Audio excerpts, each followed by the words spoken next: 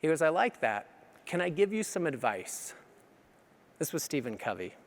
And I was like, yeah. Can I record it? Can I write this down? And this is what he said. He said, Ty, make sure you write the book for the reader, not the writer.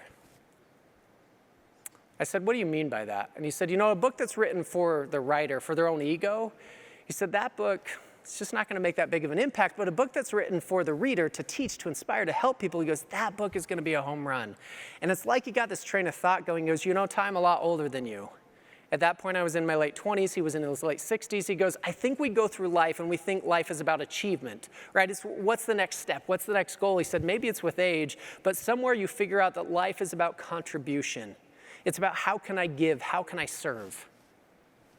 That was my very first conversation with Stephen Covey. And to me, it was life-changing. And yes, I think it's great advice if you're going to write a book. You write the book for the reader, not the writer. But I think what he was talking about was a bigger mindset than that applies to all of us. I think what he was saying is that as influencers, our focus is on the audience, isn't it? Right? It's about your prospect. It's about your client. If you're a speaker, it's about your audience. It's always about them. And I'll tell you where we screw this up. There's probably a lot of ways, but I think we go into every presentation with the wrong goal. Think about a listing presentation. You go sit down with them. We go in with the goal of perfection, don't we? We want it to be perfect. We want to hit every point. We want them to say, yeah, you're the one that I want to work with.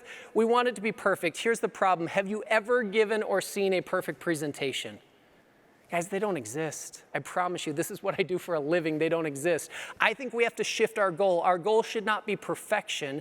It should be connection.